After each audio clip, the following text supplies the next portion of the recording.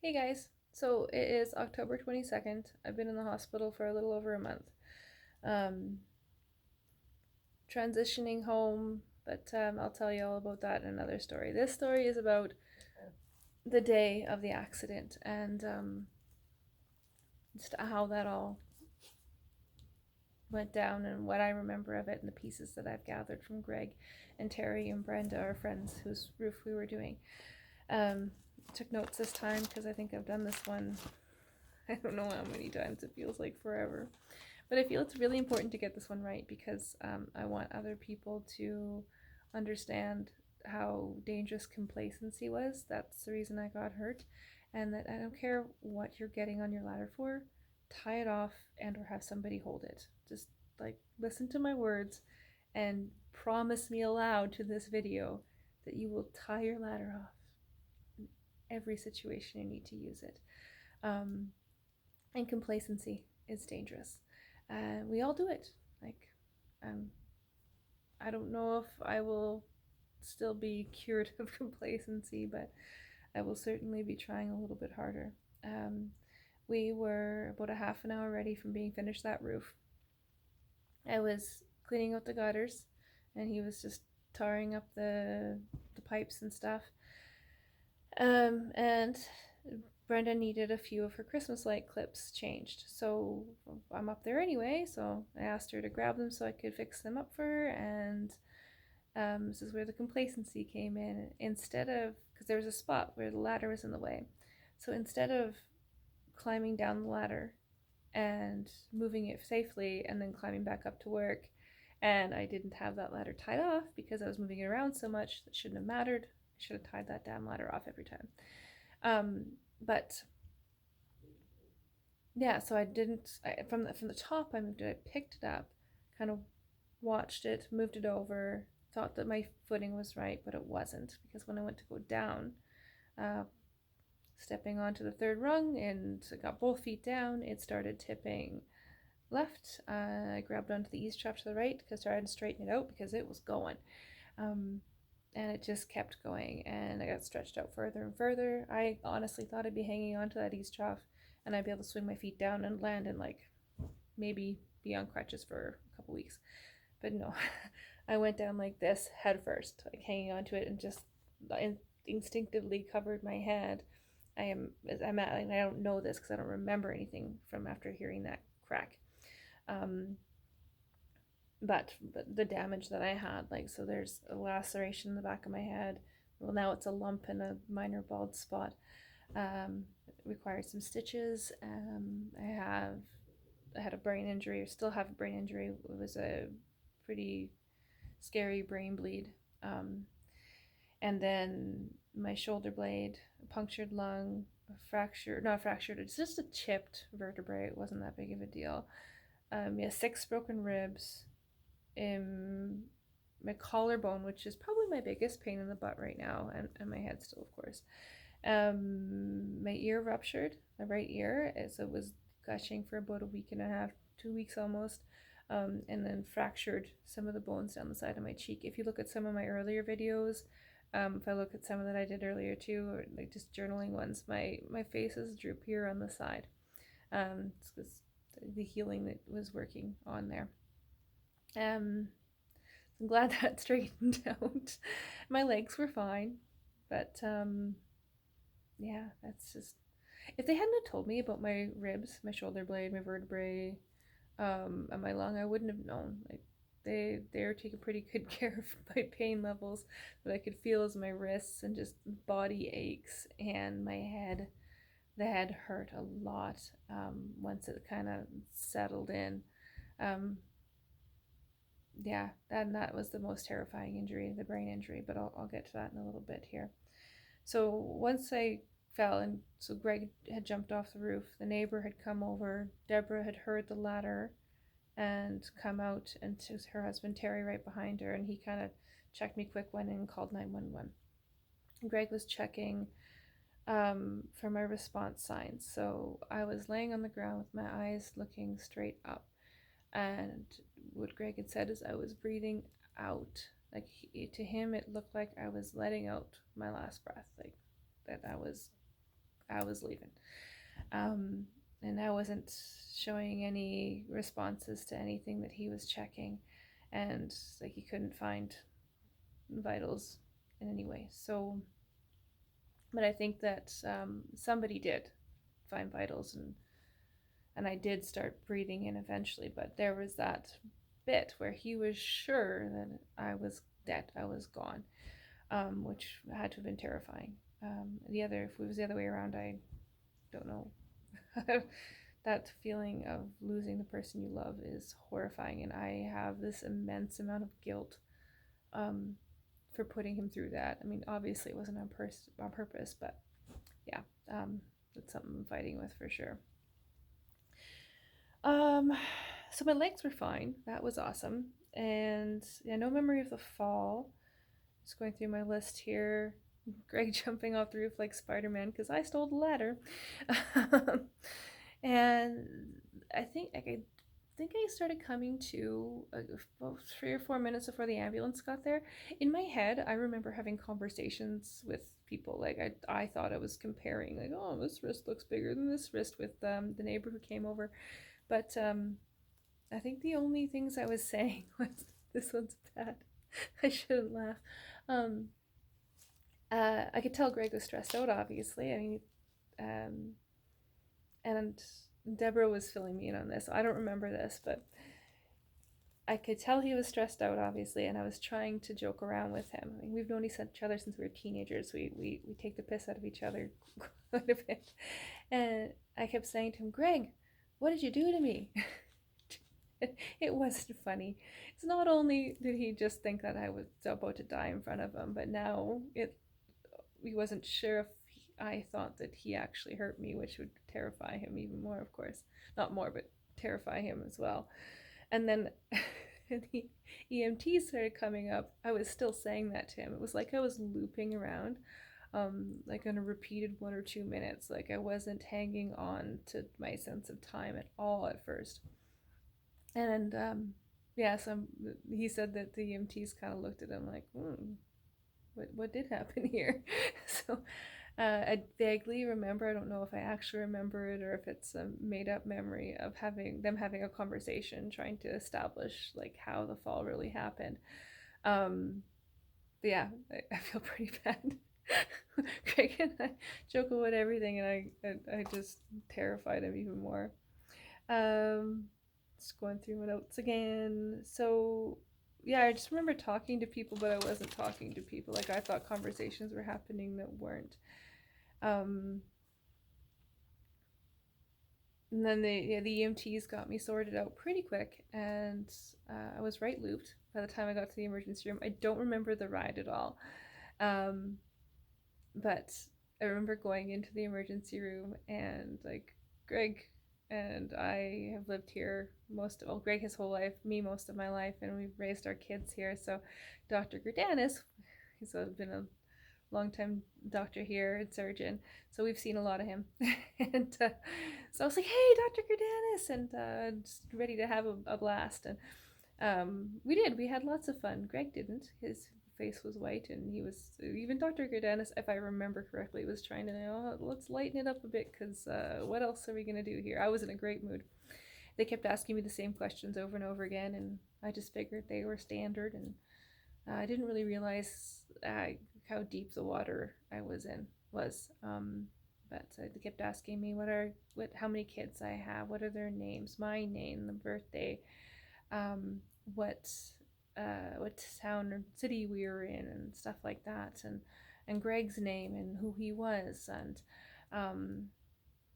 I was in and out of that X-ray room and the CAT scan room. I felt like 100 times. Like it might not have been that many, but I know they had to take me in to the CAT scan a few times because they need to see if how bad my brain bleed was and if it was improving at all. Because at first I wasn't in the best shape to be flying. And they had to wait to hear back from the surgeon team in Edmonton to see if it was safe for me to fly. And while they were doing that, kind of getting me ready for flight, it was just seeing what else they could do. I mean, my wrists, they both needed to be operated on. This one was it was the roughest. So Dennis was able to sort of set it the best he could, so I'd be in a little less pain. Then they wrapped them up a bit, and the flight EMT flight team came in. Again, I don't remember this, but the same team flew me home on one of my trips, trips down to see the surgeon. She filled me in on this. I didn't want the catheter. I was in horrific shape. There's no way I'd be getting up and going to the bathroom. But after 2 C-sections, the catheters suck. But yeah, so I was trying to talk them out of this catheter situation, and the female EMT, air flight EMT, coaxed me into it. So I'm thankful for that because I needed it for a week and a half. Then we finally got where I don't remember the flight down to the Royal Alec, or the trip. I guess the airport in the Royal Alec. I remember going into my room, like being pushed into the room, and I don't remember much the first night because Greg didn't get there till the next day. His uncle drove him down, and I probably just was well medicated enough to sleep it through. I do remember one other patient because it was a room of 4, so there's a big bed here. I was this bed, and then 2 more across. I think it was this guy, I'm not sure, or maybe the guy next to me. When I was super stressed out, or when he could tell that I needed some comfort, his voice was perfect. It would just mellow me right down. He'd just say nice calming things in a calming way, and I hope I can find him one day. I don't know if I'll ever be able to, but I'd like to thank him. And a few of the nurses down there too. One nurse, a couple were amazing. Well, they were all really amazing, but there's a couple that really stood out. One took me for a shower. She washed my hair so nice, and I got to sit in the shower for so long. It was the first shower I'd had in days. I just felt like crap, and having a nice, just be able to sit in the hot water and relax was one of the best things ever. And then yeah, I had some trouble with a few things, and another nurse was just like a big sister, kind of motherly figure. She was fabulous. So those two will always stand out in my head. And then Greg got down the next day. I think my uncle was able to come on the Sunday, my Uncle Doug. I'm not sure though. I know I asked him these questions, but I'm not. It was about a week and a half ago, I think, since I talked to him last. So I'm not hanging on to all my memories very well. It's getting better. But my Uncle Doug was there every day, every afternoon, and Greg was there in the mornings. So that was amazing. I don't remember a lot of them being there. There's little snippets, but I do remember my uncle having to he's an uncle. They take the piss out of you, right? So that's how they are. I didn't really want to eat very much. Even the tap water, like I said, I'd drink the water and say it tasted disgusting. He was feeding me chicken one day, and I was like, "That's disgusting," and he'd be just joking around like, "Here, choo-choo, train coming in, airplane coming in for a landing to get me to eat." And so we had a lot of fun just joking around. We didn't really get to know each other until I was an adult, so I really appreciated the time. I remember we spent a lot of time talking. I don't remember what the hells we talked about, but I remember feeling safer because he was there in the afternoons and Greg was there in the mornings, and then I had my buddy, I think, across the room, who was always there to talk if I needed an ear, to just to hear a voice, a comforting voice.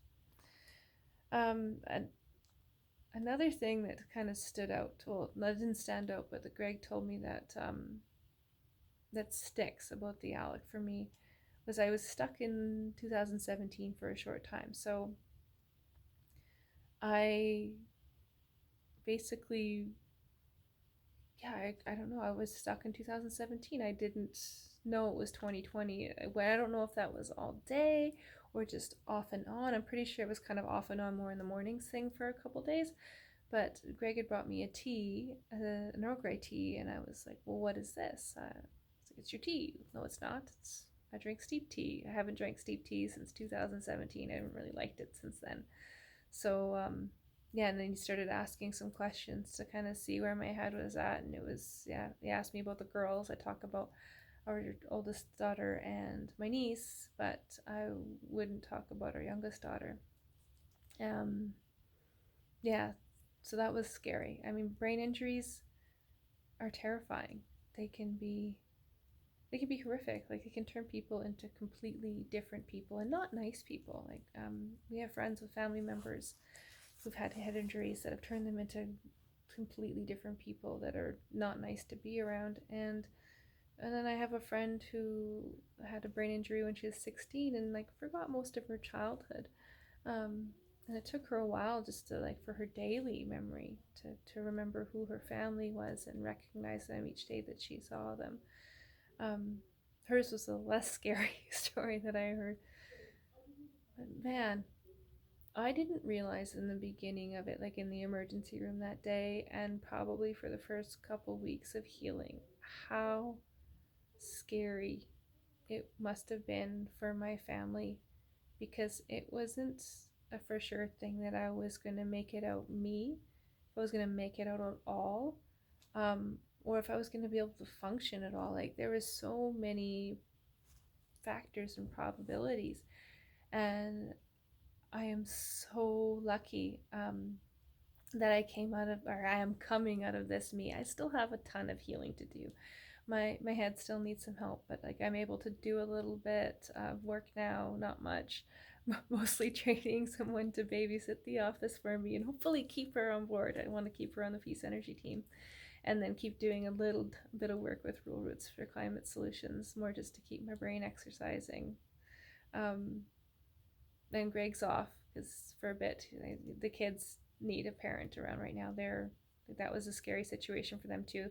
Their parents just disappeared for a week. Like the baby didn't really understand what was going on. They were at my mom and dad's when we were working, so they just stayed there, of course. Um, but Ryan got to talk to Greg on the phone, and I think me on the phone a couple times. But the baby didn't know what the hell was going on. She's never been away from us for more than a night, and then all of a sudden we're gone for a week. Um, so it was important for Greg to be home for them and then just for himself. I mean, that was a traumatic situation for him to go through as well. Um, and then our neighbors, while I was down there, I'm just amazed. Like our community came together just incredibly for us. We had our neighbors, the Barkwells, with a bunch of other neighbors, some neighbors I haven't even met. Um, and William Barkwell's parents and some other friends, Pam Clunder and Wanda Lauren, Brianne Nettlefield, and my sister. And I I need to do a video just on thanking every person that I can get the name from that were there to help. Helping on the farm, making sure everything was done that needed to be done. They butchered the chickens that need to be butchered. They tidied up like the honey-do list that Greg and I had for each other. Um, in the house, like Leanne, Pam, and Amanda, just the house was amazing. And I've only got to see the house twice, but Greg got to come home to a wonderful house, and he keeps it pretty nice for me still. And Brienne and my sister set up a GoFundMe that we would have been completely screwed without. Like we're not out of the deep water yet, but having that GoFundMe and then having some other friends do some fundraising. Green Goddess has a raffle going on right now for us, and I think Peace Pipe has something going on for us too. And I we it's so much easier to heal knowing that my children are well taken care of, that my animals and home have been sorted out. Like I don't have a bunch of chickens that are just freezing their butts off in the grow pen because they should have been in the freezer ages ago. um and yeah, and that, like, financially, like I can't even find the words for the gratitude of everyone who came together to help us with so many things. Like Greg doesn't really need to worry about cooking for the kids because a few meals come a week for him. and so he can just focus on them and what they need attention wise. I'm so thankful. I'm thankful for our community and our family and our friends, and I'm thankful that I'm me. That's the biggest thing. Like, I'm going to go on and on and on about this, but brain injuries are terrifying, and so is complacency. So be careful in every job you do. Um, don't take those shortcuts, they're not worth it. Just be safe and keep being you for your family.